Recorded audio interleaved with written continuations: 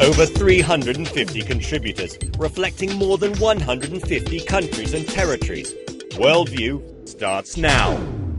Hello and welcome to Worldview. I'm Rosemary Church. On the programme this week, Europe was divided and we lived between walls.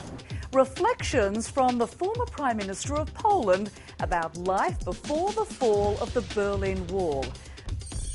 A puppet show in India providing more than just entertainment. There's a message in these performances.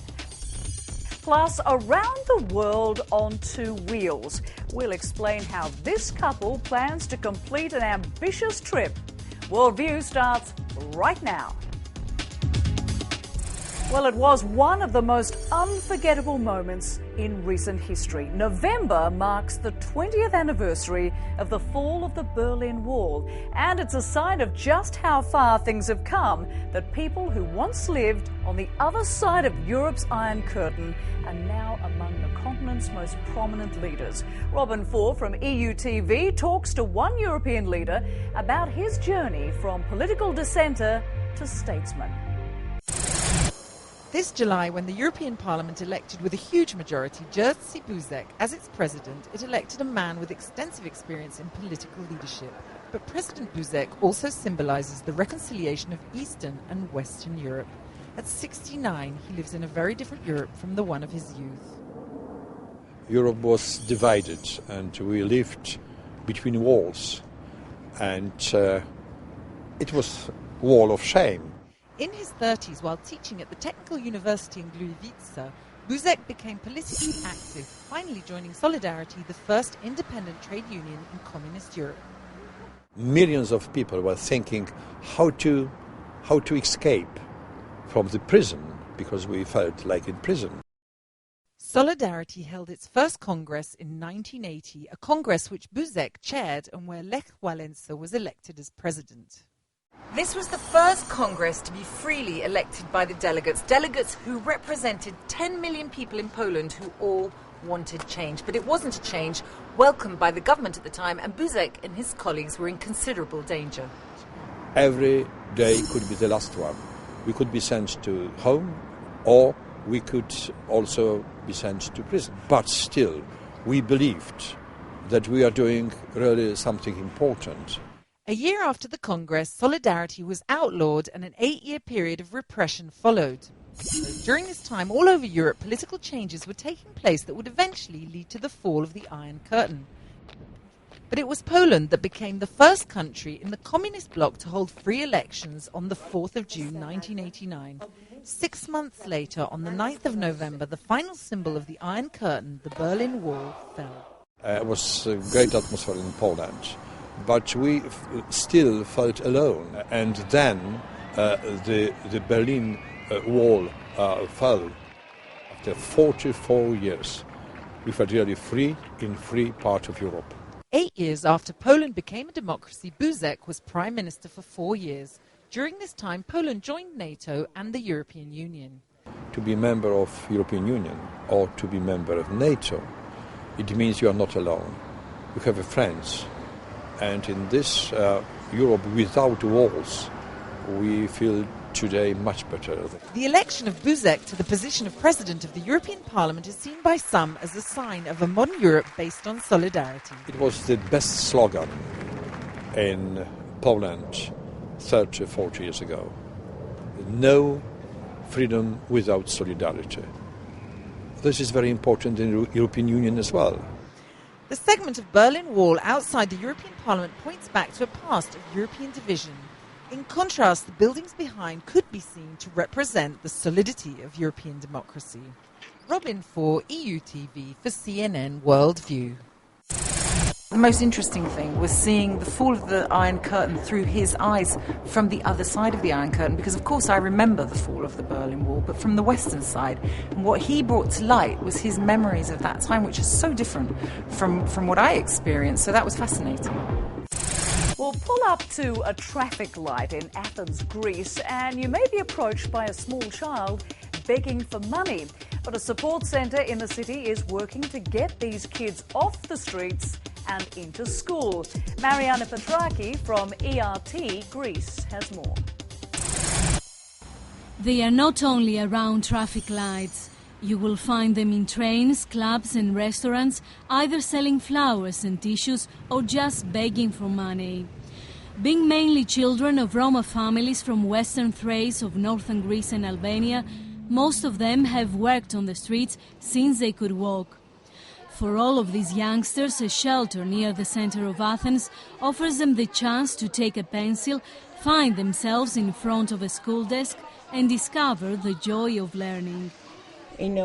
Those impoverished families make a living by selling flowers, balloons. Parents don't have any permanent job. They are struggling for their survival. The first thing their children asked me was whether they would be able to go to school all by themselves, where other children were also going carrying their school bags. Those kids and did not know they too had the right to be educated. Fighting the vicious circle of poverty and illiteracy is a primary aim of the Family Support Center.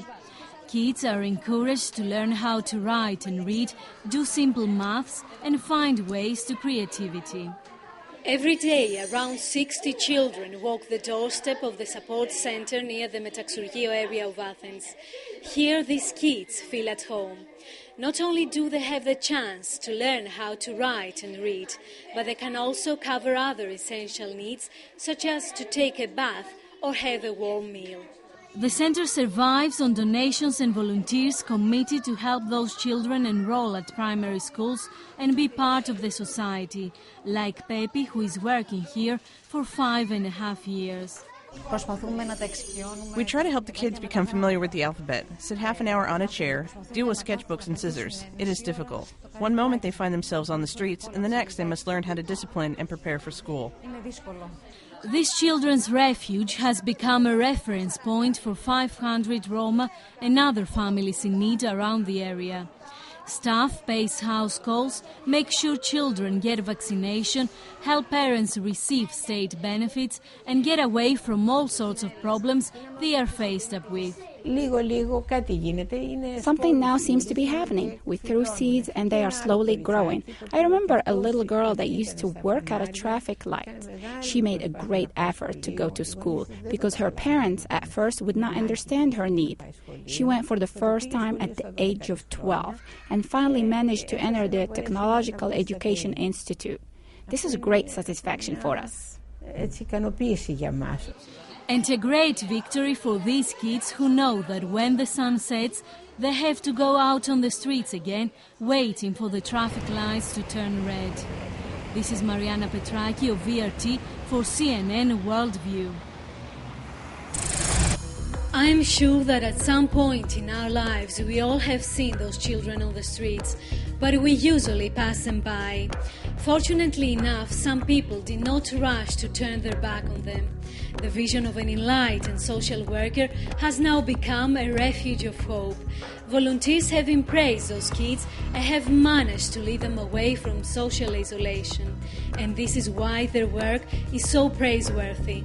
In this place, those impoverished kids rediscover the right to dream a completely different path that maybe one day they will be able to follow.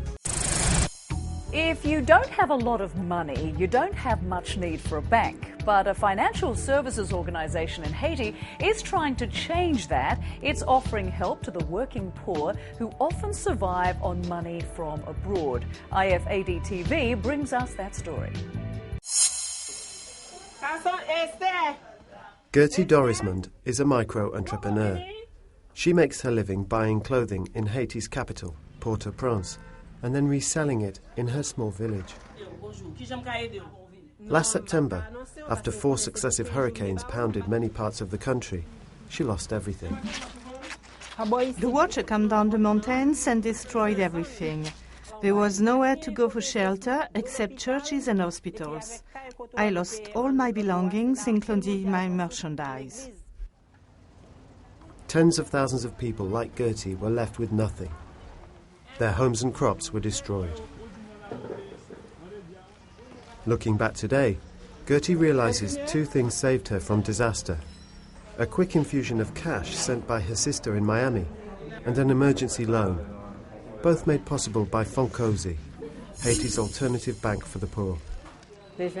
With the hurricane loan from Fonkoze, plus money I already had in my savings account, I was able to buy new merchandise to sell again. At the branch in her small town, Gertie tells the loans manager, before becoming a Fonkoze member, she worried about being robbed each time she received remittances from her sister in the US. But now, with more than 40 branches reaching into rural communities, Gertie and nearly 200,000 other poor Haitians have the security they need. We're really making every possible effort to reach the very poorest people. And so we actually believe there is a staircase out of poverty, but it's a very, very difficult staircase to climb, and depending on what step you're on, that's going to dictate what kinds of services you need. Climbing a staircase out of poverty can be challenging in a country where 80% of the population are unemployed and nearly half live on less than $1 a day. For many, the only opportunity they have to improve their lives comes from the remittances they receive each month from abroad. Nearly $1.9 billion in remittances flowed into Haiti last year. If just a small portion could be saved or invested in micro-enterprises, it could become a motor for local development, according to Anne Hastings. Remittances are the lifeline, and so from the very beginning that was on our agenda. How are we going to tackle the problem of facilitating remittances and lowering the cost at the same time? One option is with this credit card, which was funded by the UN agency IFAD and the Inter-American Development Bank. For just $6 a transaction, Haitians working abroad can send up to $2,500 home. If you're going to send $2,500 home, you're likely to pay $250 with any of the other money transfer services. So now you can get that much money home for $6. Providing microfinancial services to those sending and receiving remittances is helping to improve rural economies. Natalie Isidore runs a small business, not unlike Gertie's. With assistance from Fonkoze, she formed a solidarity group with 5 close friends who borrow money together. They're also part of a larger credit centre devoted to developing the local community. What we're doing is trying to create small economic communities. So we want Haitians living abroad who come from that community to be sending their dollars home so that jobs can be created and businesses can be created. And as more businesses and jobs are created, more rural Haitians like Natalie and Gertie take one more step up the staircase out of poverty. This is Declan McCormack of IFAD TV for CNN World View.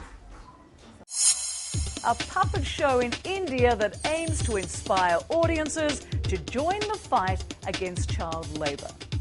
The audience relates to the characters, and they feel for the children in the play as if they were their own children.